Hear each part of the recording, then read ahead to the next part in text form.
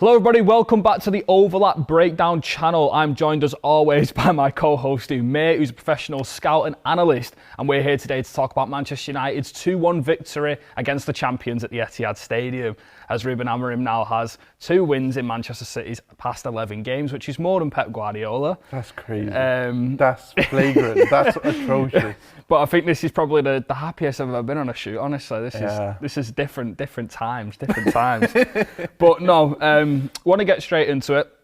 There's a lot to talk about this game, and for the majority, I think both teams cancelled each other out, and it made for quite a slow game that was going to take little bits of individual quality. But going into the game, one of the biggest things I noticed straight away was the drastic change in your lineup, which was Matheus Nunes at fullback, which I'll give you credit for because you predicted that was going to happen. And by the way, he was decent there until that moment. But I want you to run through the idea, what Manchester City were trying to do on the ball, why he played in a fullback position, and what Pep was thinking coming into the game. Yeah, so I think the team in its lineup looked different, but I think it's looked different for the past 8 or 9 games because of injuries. We had Kyle Walker in at right back, the 2 centre backs. We had Guardiola left centre back. Diaz right centre back, and then we had Nunes in this left back position. In possession, that sort of became, we would assume a 3, but it wasn't the case. I'll go through the rest of the team and then I'll come back to what the actual full team shape was like in possession. In midfield, we had Ilkay Gundogan, we had De Bruyne, and we had Phil Foden. And then we had Doku on the wing with Bernardo Silva, Erling Haaland up top. In possession, and we'll mention Edison and goal. Normally, we don't mention that, but because Ortega's been playing, it's important to mention that. So, in possession, you'd expect City to build up with a 3 at the back. What we actually saw was a 2 at the back, and that's for a couple of reasons. Initially, you had Diaz moving into this sort of left-sided position, and Kyle Walker into this right-sided position. Guardiola actually stepped into the pivot with Ilkay Gundogan. And then you had Nunes sort of in this position, holding the width initially, and Doku actually moved centrally. So it's a lot of movement, and it looks a bit crazy, but City kind of built in this 2-2-5-1. To begin with, later on in the first half, we saw Doku kind of move into this flank area and play on these isolations against Mazraoui, but to have Nunes in there provided a little bit more physicality, and it gave you a better 1v1 winger out there. But to begin with, we had Nunes in this wide position and Doku in here trying to make use of his dribbling quality and perhaps his physicality in trying to get forward and back as well. The thinking behind some of this, if I'll quickly touch upon that, is with Guardiola inside here, we saw Amad Diallo follow him into those positions. This opened the lane up to that wide player. On top of that, because Manchester United typically, under Amorim, and Amorim prior at Sporting, defending a 5-2-3 kind of shape, there's often 2 players in here, so City's idea again was to go for a 3v2 in here. De Bruyne pulling into these areas, but he was followed by Lisandro, which we'll touch upon. With one less player in that first line, you're trying to get an extra player to connect through these middle areas. But United were compact, irrespective of this, and it made for a good matchup initially. And I thought City's build-up plan in possession, particularly in the first half, was good.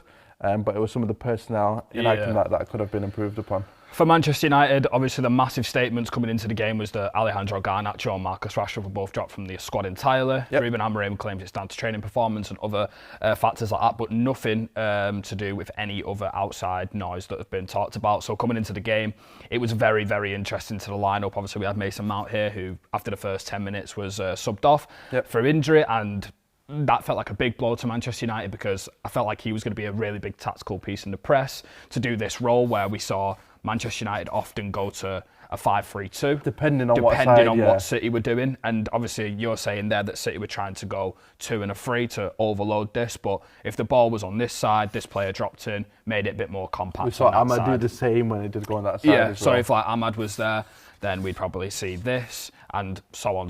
But coming into the game, very typical lineup from Manchester United. He went with Matthias de Ligt, Harry Maguire and Lisandro Martinez, 2 big lads in the back of the defence who are really good at defending the box. Height in there. Mazraoui played at right wing back initially, which is something we've not really seen him do for Manchester United as of yet. And we had Ugarte and Bruno, and then after the subs we had Ugarte Mainu with Bruno Rasmus Højlund and Amad Diallo, which was a very typical lineup minus the stars that we're missing. And it's Manchester United's first win away at a Big Six team since October 2021, which just puts an emphasis on how big of a victory this is, because Erik ten Hag never had a victory of that magnitude away from home, Big Six, especially against a Manchester derby. It's just a huge for momentum and stuff like that. So we're going to move on just ever so slightly and talk about what Manchester United were doing off the ball first before we move on to how they got the goals. In this game, it saw Manchester City have the least amount of touches in the opposition's penalty area out of any game that they've played this season, which is very, very worrying for Manchester City, but also good in defence of Manchester United for how compact they were in defence. And last season, in April of the same year, Brentford had 81 touches in Manchester United's box, which is the most out of any team in any Premier League game across the past 3 seasons. So again, the same as the Big Six win, how much of a significant victory this is, not just in terms of the actual scoreline, the 3 points, but in terms of the way we played, the problems we faced, and stuff like that. So I want you to talk about what Manchester United were doing off the ball in terms of the midfield, the full-backs, the 3 centre-halves, and how they sort of cancelled out what City were trying to do on the ball, as we've just talked about. Yeah, so I think it's similar to what you were mentioning. These players, these wingers, if the ball was progressed down this side, would often drop in and help. And then you had this almost sort of lopsided formation where you had 3 players in close proximity to block progression into those areas. At times, we did find players between the lines, Foden, for example, receiving it and getting shots and passes on that edge of the area. And I think that was probably our best bet on the day. But basically, I think otherwise we had some chances from the isolation with Doku on that side. Mazraoui did well to kind of hold his own. There were a couple of moments where Doku did get past him. I think one concern that I have in Doku's game is he gets into these positions incredibly well by the byline and edge of the area. But one, his pass selection or his final pass selection isn't perfect. He often does try to look for Erling Haaland, but Erling Haaland's movement typically moves to the back post. He doesn't necessarily attack the front post. Which it was the same with against Lisandro Martinez. It was the same today. Exactly, yeah. So he again drifted out to those wide areas. And what we've seen from Manchester City this season is whether it's Doku, whether it's Grealish, whether it's someone else on that side, they do try to play this almost like clipped pass to the back post for Erling Haaland to try and attack. Against these brilliant box defenders, those players are going to win those duels more often than a pass to feet, for example, on the edge of the area. When Gundogan moved into an attacking 8 position later on into the game, I think there were a few glimpses of that good movement to that front post, but he wasn't found maybe because of that habit of looking for Erling Haaland. Across, So I think the attacking midfielders for Manchester City need to be attacking that area first of all, and also attacking that front post, and somebody needs to be doing that. But otherwise, Manchester City tried to play through them. They were blocked through that good shape from Manchester United. So as a result, they either played long. Those knockdowns and those duels were contested by United. Maguire, brilliant on the day again in winning those. And then that was swept up, those second balls from Ugarte and the likes of Bruno, Mainu, etc. And then Manchester City ended up having to play down the flank. So that was sort of the name of the game. De Bruyne, in this position here, did try to drop deep and progress around United's central block. And Lisandro was somebody who pushed on him. That felt like a trigger as well. Yeah. I think when Lisandro went, there was moments in the game where Lisandro was pushing up, and then I was almost screaming to say, like, right, everyone now go as a unit. And then the back line did push on. It felt like we had that unison in the pressing structure, which is something we've not seen a lot at Manchester United. We've often seen Bruno Fernandes run off in 40 yards of space, and the back line and the midfield not really push up with them. And I think almost like when De Bruyne got it in, Lisandro Martinez had the trigger to push up, it felt like the back line was also on the same page. The good thing about the back 5 is once one of those players do step out, you've still typically got 4 in the back line once they do shift over. So it's like if it goes like this, it's still a 4 as long as it shifts. And a 4, there's good cover there anyway. And we've seen with Mazraoui at right centre-back, we've seen it now with Lisandro at left centre-back. Amorim wants his wide centre-backs to step out into these midfield areas and kind of push and reduce that space. So, whether or not we see Mazraoui there in the future, with Lisandro at left centre-back, who knows? But those 2 players are particularly good at stepping out in those areas. And, I think all of those defensive ideas, whether individually or collectively, really helped United stifle Manchester City to only, I think, 0.29 multiple XG. Okay, now moving on to Manchester United in possession. So for the most part, we did see both teams cancel each other out, but they did have the same amount of shots and shots on target, and they were matched pretty much head-to-head on the possession with 50-50. So I want to talk about Manchester United in the deep goalkeeper kicks, and something that we've mentioned even before Amorim played his first game at Manchester United, and something we saw for his very first goal at Manchester United against Ipswich.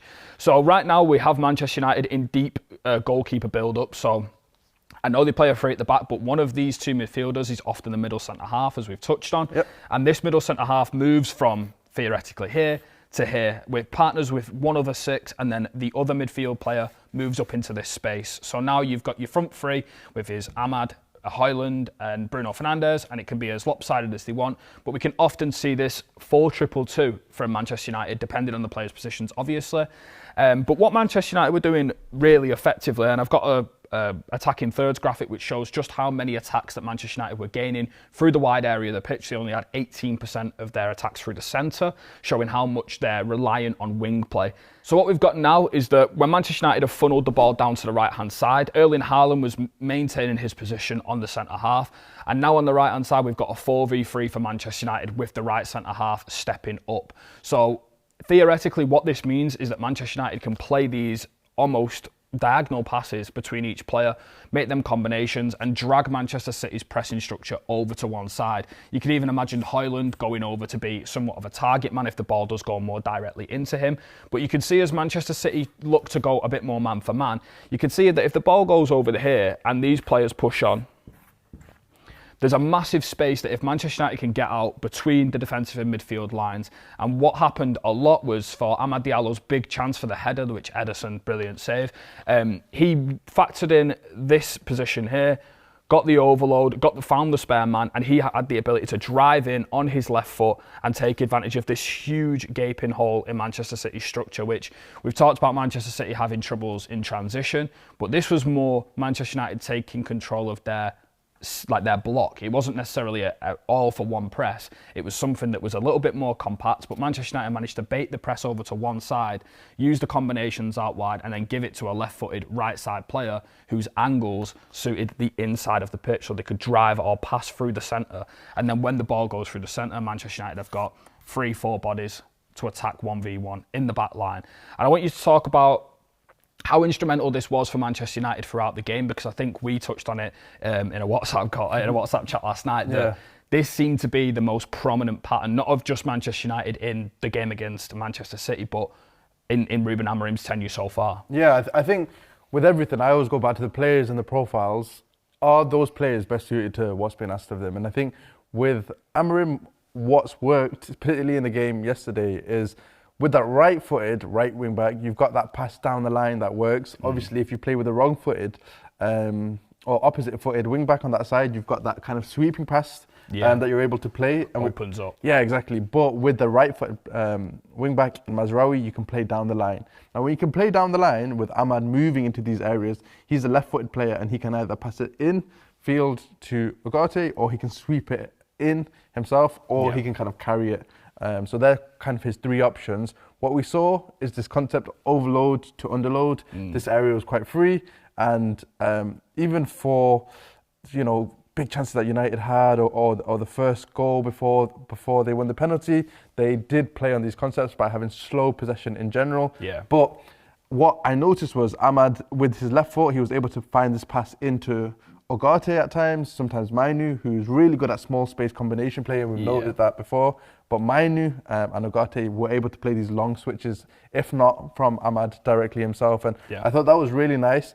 Mainu's really improved, I think, in his ability to play those long passes. Yeah, I thought we were going to struggle when Bruno had to go higher. I thought we were going to miss that range that he had. Exactly. And Mainu, I think he'd come on, and then in the first 20 minutes he was finding these, like we're saying, overload to underload. Yeah. And I think he found a couple switches, and I was like, right, okay. Because we don't really see him have that influence in big spaces in terms of long distance runs or long passes, and you're right in what you're saying there, I think, so his running is kind of negated in terms of he doesn't need to recover as big of a space given how compact the structure is, but his passing is always something that I've wondered, look, can he make those big passes? Because in the small spaces, he's brilliant at passing. So they can get out with these overloads. Manchester City aren't able to apply perfect pressure. Sometimes Foden pushed onto that extra man, and Gundogan tried to back up the press, but there were still gaps that opened up through these wide overloads for Manchester United.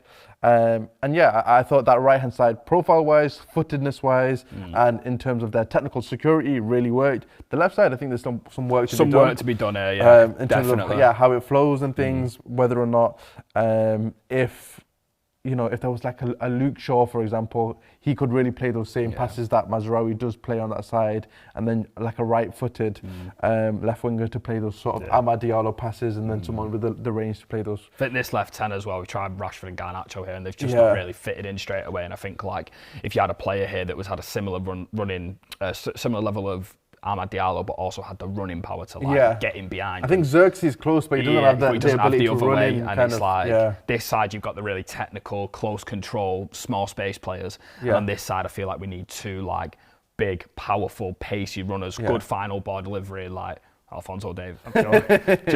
But yeah, someone of that sort of profile. Yeah, that sort of profile who's like powerful enough to, when the ball is moved from the overload to the underload, who can go 1v1 and get down the line. And obviously, we've seen Ruben Amorim talk about he's used Amad Diallo as a wing back. Yeah. You wonder if someone can play that position there and have the PMP to just run down the line. Yeah. Okay, so moving on into the second goal, which won Manchester United the game, obviously, and we want to touch on, just before we go into the tactics and the personnel of the routine that created the goal, I wanted to touch on the data from this. And in the averages of every single game Manchester United have played in the Premier League against the Big Six in 2024, the averages in comparison to this game is that Manchester United had more passes, a higher passing accuracy, more passes in their own half, and more passes in the opposition half. And we just spoke then about Manchester United have adopted a slower, more controlled rhythm and tempo under Ruben Amorim. And it's something Ruben Amorim has said countless times since he's come into United, that we play too fast, it's too end-to-end. And I think when we look at the overall squad, it needs to slow down more to save the personnel and to get the better out of them.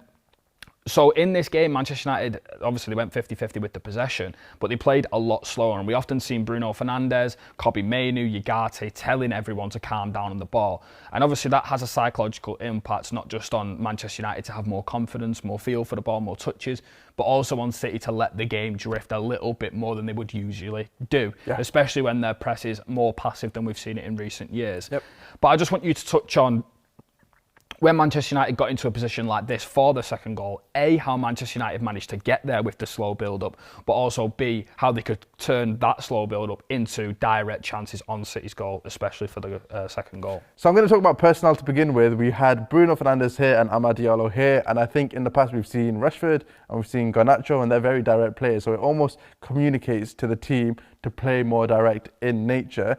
That, in its selection, did reduce some of the tempo, and also in the instruction from Amorim, I assume. What we saw on the day was a very slow and measured build-up, particularly in that first half, and it wasn't necessarily the most progressive. It didn't really put Manchester City in danger, but what it did do was take the sting out of Manchester City and the home crowd, given it was a big fiery Manchester derby. And then on top of that, Manchester City are a team that have gained confidence in years over matches by getting the ball back quickly, by applying intense pressure, by penning teams in. I think this is a trend that we've noticed from Manchester City in the last 7, 8, 9 games when they've been losing. The fact that they can't win the ball back straight away, the longer that they don't have the ball, the more sort of anxiety develops into the squad itself. So it was very interesting from Amorim. I think Amorim's done this in the past. The game against Arsenal, for example, by holding sort of, it feels not useless possession, but it's just time. It's just time on the ball, and it forces the other team to play more passive and switch off a little bit. So that happened. Manchester City obviously lacked the personnel and the physicality to apply direct pressure. Erling Haaland's a player who I want to focus on for this example, because in these areas, Foden was obviously tasked with applying pressure here, and Gundogan or Kovacic later on in the game applied pressure behind him, and I thought they were okay on that side. But Erling Haaland, given that Manchester City defended in a 4-4-2 block, and it was a good block spacing-wise, but it lacked the appropriate pressure. The triggers to step out. Yeah, exactly. So it was sort of soft pressure here. What we saw for the goal in the end was Lisandro Martinez moved into sort of these wide, either sort of left centre-back areas, but even into sort of left-back areas at times. I think that was really impressive from him, and it also posed the question for Manchester City. For the goal itself, if I remember correctly, Foden was questioning Erling Haaland as to Not jumping. why he didn't move out here. And I think he actually comes over and applies some pressure, but obviously it's not enough because he's come from his side. But Lisandro in these spaces, and obviously it's not directly set up like this, but Lisandro in these spaces without direct pressure on that first line is able to place passes in behind Manchester City's defence. And we've seen that on numerous occasions. I think it's the underpinning of a lot of Manchester City's defensive fragilities over the last 3 or 4 games in particular. That mid-block setup, that 4-4-2, but without the pressure on that first line. And then you get space in behind, a brilliant run from Amad, and then obviously you get your goals. It's right that you've touched on the passiveness of Manchester City creeping in psychologically and just sinking a little bit deeper, because in the first half, Manchester United had a lot of offsides, and in the game in totality, Manchester United had 6 offsides to Manchester City's 0. And so it was like the back line had a lot more confidence to stay high and to come forward against Manchester United because they felt like they could get higher up the pitch. But then the sting, as we're saying, got taken out of the game with the deeper build-up, forced City a lot deeper, and then in them deep areas, it's very, very, very hard to play offside traps. And I think if you actually watch the Amad Diallo goal back,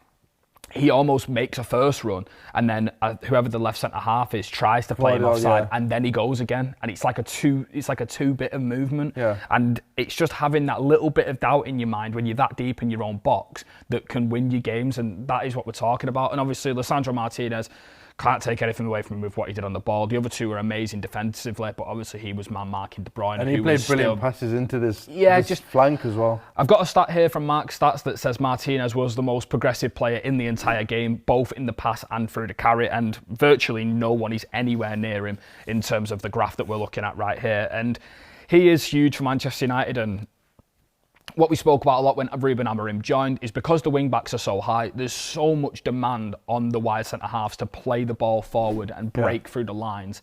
And in this game more than ever, I think I questioned against Nottingham Forest, were the 3 centre-halves too narrow? Were they too tight together? Was the spacing off?